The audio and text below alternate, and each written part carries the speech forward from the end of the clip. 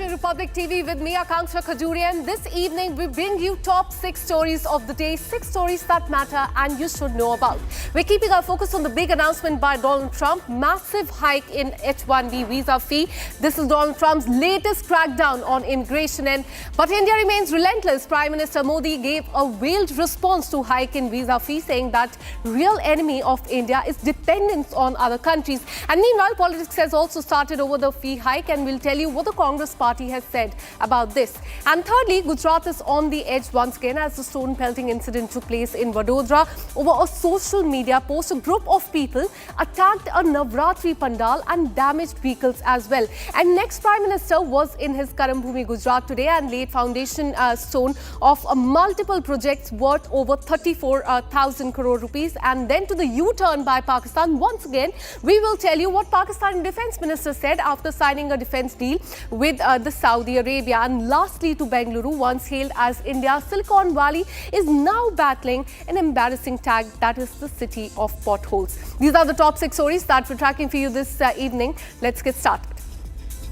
Let's start with a big announcement by US President Donald Trump that has impacted India. Donald Trump has announced an overhaul of H-1B visa program for highly skilled workers. He said that US companies who are seeking to hire foreign workers will now have to pay $1 lakh fee to the government to secure the visa. Now, this is Donald Trump's latest efforts to crack down on immigration. The top tech companies, in fact, in the United States are now sending caution notices to their employees, advising the employees holding the H-1B visa to remain in the United States till the next few weeks. But should Indians settle in the United States be worried about this? Here's more. After trade war, you're not treating us right. They charge us 52%. You have to understand, we charge them almost nothing for years and years and decades. US President Donald Trump has opened a new front against India. The country would rather not have to pay $100,000, but they'd rather, how do you do that? You hire Americans. So there's an incentive to hire American. But there may be instances where it's better off doing through expertise or whatever it may be. Now it is Trump talent tariff. The visa fee blow is here. What used to cost $1,000 is now a staggering $100,000 per year, effective from tomorrow.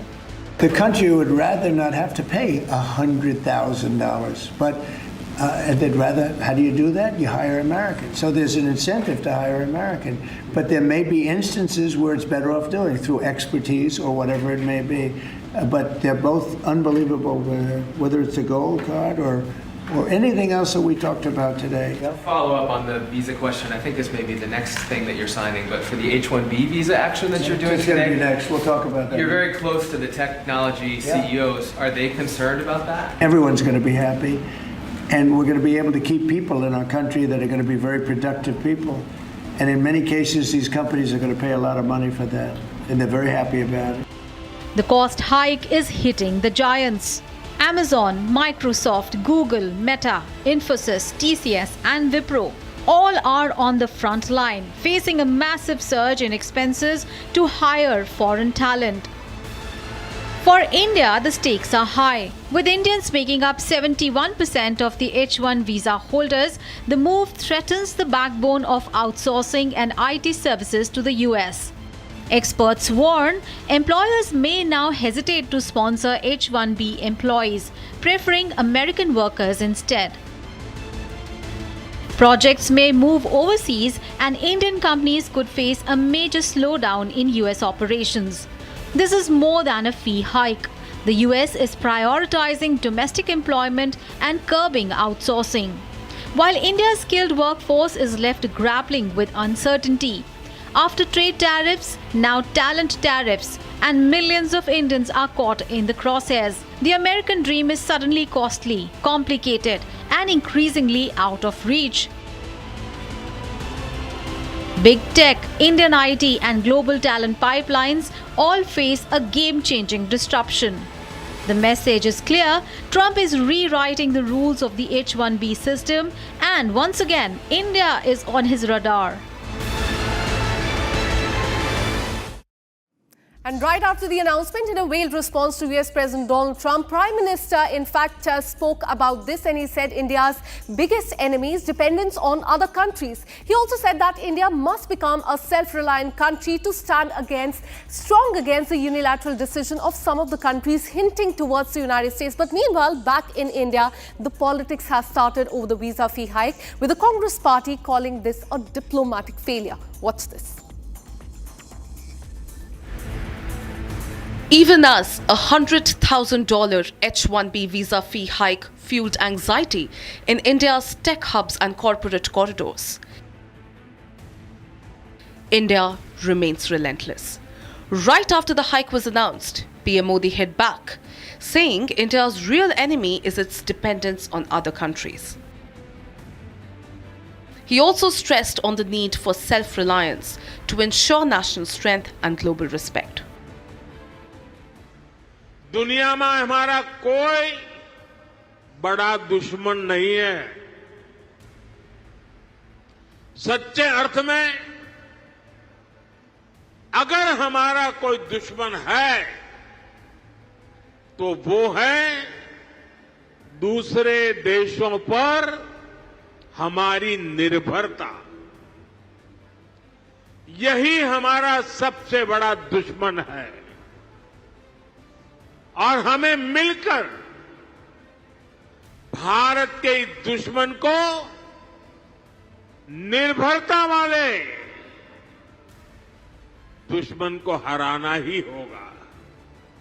हमें ये बात हमेशा दोहरानी है, जितनी ज्यादा विदेशी निर्भरता उतनी ज्यादा देश की विफलता। The remarks come amid rising concerns over US policies affecting India. But back in India, the visa row has triggered a political firestorm. The Congress party has termed it as a diplomatic failure. देखिए, दोस्ती को देश भुगत रहा है। आपने America के साथ दोस्ती का ड्रामा रच करके ऐसे हालात कर दिए कि पूरा भुगतान उसका देश कर रहा है, देश के लोग कर रहे हैं। ये पूरी तरीके से सरकार की विफलता है। The United States of America is systematically turning on the screws on India. What happened with regard to the H-1B visa is not coincidental at all. If you look at it in a context, the premature ceasefire announcement by the United States at the instigation of Pakistan, subsequently the felicitation and the feting of the Pakistani Army Chief, General now Field Marshal Asim Munir in the White House, followed by the 50% tariffs which have been imposed by the United States of America. Congress leaders also pointed out high tariffs and now higher visa fees, a pattern of policies hurting India. ये बार-बार जो America इस प्रकार के कदम उठा रहा है, ये क्यों ऐसा कर रहे हैं? जहाँ तक कहा जाता था बहुत तगड़ी दोस्ती है प्रधानमंत्री और राष्ट्रपति की, उसका ये परिणाम है कि हम पे टैरिफ लगाया जाए। दुनिया में सबसे ज़्यादा टैरिफ हम पर लग रहा है, लोगों को रोज़गार का संकट पैदा हो रहा है और अब जो लोग शिक्षित हैं, जो बाहर जाके काम करना चाहते हैं, उनके ऊपर इस H-1B पे जो भी नई घोषणा करी है वो लगभग ख़त्म ही करना चाह रहे हैं। तो अगर हर तरह से हमको दबाया जा रहा है तो भारत सरकार को मजबूती से कदम उठाना चाहिए। ऐसा नहीं है कि हम छोटा मुल्क हैं, यहाँ पे दबाव की राजनीति कामयाब हो सकती है। इतना दबाव देने की ज़रूरत क्या है? भारत सरकार चाहे तो कदम उठाए और किसी से डरने की ज़रूरत नहीं है। ट्रंप क्या करते हैं, कैसे क्या कहते हैं, उस पर एक्चुअली समझना और कमेंट करना भी मुश्किल सा ही लगता है कि क्या उनके दिमाग में चलता रहता है। आज तक अमेरिका में जो कंपनीज़ हैं बड़ी, बेशक वो हिंदुस्तान वाले लोगों की हों या उनकी वहाँ अपनी हों, ख़ास तौर पे मैं हिंदुस्तान वालों की बात करता हूँ क्योंकि वो बुलाते रहे हैं वहाँ के हमारे आके आप काम कीजिए। वो कंपनीज़ ने अगर स्पेशलाइज्ड जॉब्स के लिए कोई आईटी में है, कोई इंजीनियरिंग में है, कोई आर्किटेक्चर में है, कोई मेडिसिन में है, यहाँ की स्किल्ड लेबर जो कम से कम बीए पढ़ा हो, अनपढ़ नहीं, अच्छा खासा पढ़ा हो और वहाँ से मालिक स्पॉन्सर करे, एम्प्लॉयर वहाँ से स्पॉन्सर करे, तब उसको वीज़ा के लिए H1B वीज़ा के लिए अप्लाई करता है। मेरे हिसाब से तो जो बिल्कुल नॉर्मल फीस होनी चाहिए, लेकिन एकदम उठा के $1 लाख कर देना, यानी कि 88 लाख रुपया। सोचिए, एक वीज़ा के लिए 88 लाख रुपया ये लगाना, टैक्स ऐसे लगाना, इससे तो ये एक संदेश सा जाता है कि शायद वो लोगों को अब चाहते नहीं। The opposition says that the government is looking away, but for now, the Prime Minister has emphasized that India must look within and become self-reliant. And now shifting our focus to Gujarat, Vadodara is on the edge. Just after Ganesh Chaturthi, stone pelting and violent protests there have erupted 2 days before Navratri. A mob has attacked the city police station and blocked major roads across the city as tensions flared up with a controversial social media post on Makkah and Medina. Authorities are currently on high alert there with the police deployment there in place and legal action also underway as religious sentiments in the city remain dangerously stained right now. Watch what happened in Gujarat. Just a few days back, Ganpati procession was targeted.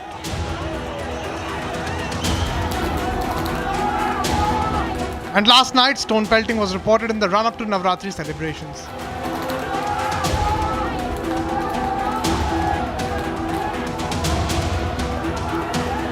Gujarat's Vadodara has erupted again. Junigadi, a sensitive area, has become the latest flashpoint.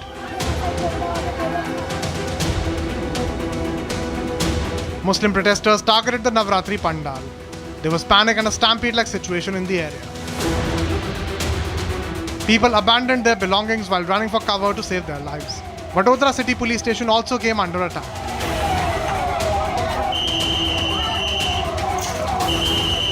A massive crowd also gathered at Pani Gate, blocking roads and confronting the police. All this over a controversial social media post on Makkah Medina. Tensions erupted after a Hindu youth's post went viral, sparking outrage. Police and additional commissioner rushed to the scene. आज रोज city police station વિસ્તારમાં એક ધાર્મિક લાગણી દુભાવવાનો બનાવ બન્યો છે, જે અનુસંધાને એક ગ્રુપના ટોળા સિટી પોલીસ સ્ટેશન ખાતે ખૂબ મોટી સંખ્યામાં આવી ગયા હતા, જેમાં આ વિસ્તારમાં થોડો માહોલ ગરમ થયો હતો, પરંતુ પોલીસની અલગ અલગ ટીમો અને બ્રાન્ચોની ટીમો અને સિનિયર ઓફિસર્સ જગ્યા ઉપર પહોંચી ગઈને આ આખો મામલાને શાંત કરવામાં આવ્યું છે. અત્યારે હાલમાં વિસ્તારમાં શાંતિ છે. પોલીસનું તમામ જગ્યાએ ડિપ્લોયમેન્ટ છે અને પોલીસ આ ધાર્મિક લાગણી દુભાવવાના મામલે અને અન્ય જે બનાવ બન્યો છે એ મામલે કડક કાર્યવાહી કરી રહી છે. Heavy police deployment continues in the city. The legal action is underway and social media is under strict watch. Religious leaders have now been brought in to calm the mob, while authorities monitor the situation closely. And Prime Minister Modi was also in Gujarat today and on a day-long visit to his Karam Bhumi. Prime Minister Modi led the Samudra Se Samriddhi campaign program there in his hometown Bhavnagar, launching and laying foundation stone for various projects worth rupees 3,400 crore rupees, from shipping and port expansion to healthcare. These initiatives promise benefit for the people across the country. Here's a report. Prime Minister Narendra Modi's packed schedule in his hometown began in Bhavnagar with a massive roadshow that drew thousands of supporters. From the airport to Gandhi Maidan, the 1 kilometer stretch turned festive as people lined the streets to greet him. The roadshow also highlighted themes of Operation Sindoor, GST relief and Atmanirbhar Bharat. The roadshow culminated at Gandhi Maidan, where the Prime Minister launched development projects worth over 34,200 crores under the Samudra Se Samriddhi initiative. In his address, PM Modi slammed Congress for ignoring India's potential. भाइयों और बहनों, भारत में सामर्थ्य की कोई कमी नहीं है, लेकिन आजादी के बाद कांग्रेस ने भारत के हर सामर्थ्य को नजरअंदाज किया। इसलिए आजादी के 6-7 दशकों बाद भी भारत वो सफलता हासिल नहीं कर पाया जिसके हम हकदार थे. Prime Minister Modi also gave a big push for Atmanirbhar Bharat amid Trump's talent tariff. हमें ये बात हमेशा दोहरानी है, जितनी ज्यादा विदेशी निर्भरता उतनी ज्यादा देश की विफलता. विश्व में शांति, स्थिरता और समृद्धि के लिए दुनिया की सबसे बड़ी आबादी वाले देश को आत्मनिर्भर बनना ही होगा. LNG infrastructure to cruise terminals, renewable energy to highways. The project spanned shipping, health and transport sectors, part of the Prime Minister's push to make Gujarat the hub of India's maritime growth. Bharat के समुद्री तट भारत की समृद्धि के प्रवेश द्वार बनने वाले हैं.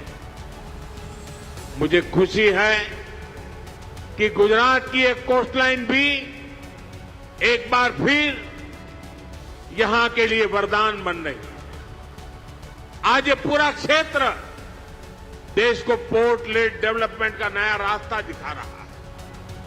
आज देश में समंदर के रास्ते जितना कार्गो आता है उसका 40% गुजरात के पोर्ट्स हैंडल करते हैं. Chief Minister Bhupendra Patel called it Modi's vision to make Gujarat the cargo capital of India, while Union Minister Sarbananda Sonowal hailed it as a step towards making India a global maritime superpower. Later in the day, PM Modi conducted an aerial survey of Dholera before heading to Lothal to review the ambitious National Maritime Heritage Complex, a Rs 4,500 crore project to showcase India's ancient maritime strength. Bharat की एक समृद्ध समुद्री विरासत है. हमारे मछुआरे, हमारे प्राचीन पोर्ट सिटी इस धरोहर के प्रतीक है. हमारा ये भावनगर, ये सौराष्ट्र इसका एक बहुत बड़ा उदाहरण है. इस विरासत को हमें भविष्य की पीढ़ी तक पहुंचाना है. दुनिया को हमारा सामर्थ्य दिखाना है. और इसलिए लोथल में हम एक शानदार मैरीटाइम म्यूजियम बना रहे हैं और ये भी दुनिया का सबसे बड़ा मैरीटाइम म्यूजियम बनेगा. From Bhavnagar's roadshow to Lothal's heritage, PM Modi's visit was about development and symbolism, linking Virasat Bhi, Vikas Bhi, heritage and growth. The Prime Minister used Gujarat's coast as a stage to send a message of development and nation's quest for self-reliance. And Pakistan has taken a U-turn once again. Pakistan Defence Minister Khwaja Asif gave a contradictory statement on the availability of Pakistani nuke for Saudi Arabia a day after signing a defence deal. Here's more on that.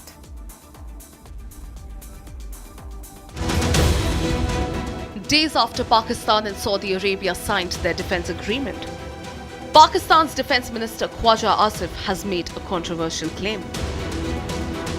In a complete U-turn, he says that all of Pakistan's nuclear capabilities can now be accessed by Saudi Arabia. This comes as Pakistan just a couple of days ago claimed that nukes were not covered under the deal. Asif also claimed that any attack on either Pakistan or Saudi Arabia will be considered an attack on both the countries, and the two nations will respond jointly. All of this is in light of the Strategic Mutual Defence Agreement signed by Pak and Saudi Arabia in Riyadh on 17th of September. India, amongst nations potentially affected by this agreement, issued a response the very next day. MEA issued an official statement where spokesperson Randhir Jaiswal stated that India will acknowledge this agreement and examine its ramifications. Jaiswal further emphasized that India's national security remains to be of paramount importance. And now shifting our focus to Karnataka, Bengaluru, once hailed as India's Silicon Valley, is now battling an embarrassing tag, and that is the city of potholes. Today, the citizens took to the streets to do an unusual protest. The city's crumbling roads are now threatening to drive businesses away. The opposition is also sharpening the attack. Here's more.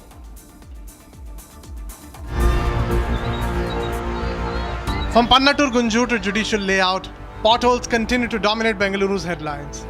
Residents, including school children, came out in protest, but police told them not to gather on the road or even on the footpath. But you come, my friend. This is private property. This is private property. This is not a private property. This is public property. No, this is our PLH. You go inside. Go inside. That is private property. No, this is PLH property. No, this is road. Come inside. This is not road. This is not road. That is road. In judicial layout, it was a unique protest. Planting saplings, floating paper boats in stagnant water, and even sitting inside potholes. Despite being home to VVIPs, the area has no proper roads. The crisis spilled onto social media after startup CEO Rajesh Yabaji posted about deteriorating roads, triggering speculation that his company would leave the city. Stung by criticism, Deputy Chief Minister D.K. Shivakumar has now given contractors a November deadline to fix the potholes. D.K. Shivakumar promised 182 roads would be blacktopped at a cost of nearly 700 crore rupees, adding to an earlier allocation of rupees 1100 crore for repairs. D.K. Shivakumar also stated that the government had asked the police commissioner to report on potholes in the city. They are there to do politics. Let them do whatever politics they want. But we are there. Today evening also my chief minister is conducting a meeting. It is in nature. No one wants to make a potholes. It is the vehicle, over traffic in the Bangalore city, over rains has created a lot of potholes. We have almost more than 7,000 potholes we have just cleared. Still there are about more than 5,000 potholes. Still we have asked the police commissioner to give us a report wherever the potholes are there. Even common man is also finding it. But we can't stop them doing politics. Let the roadblock and let them also do whatever politics they want. The opposition is not holding back. Former Chief Minister H.D. Kumaraswamy accused the CM and Deputy CM of incompetence and corruption.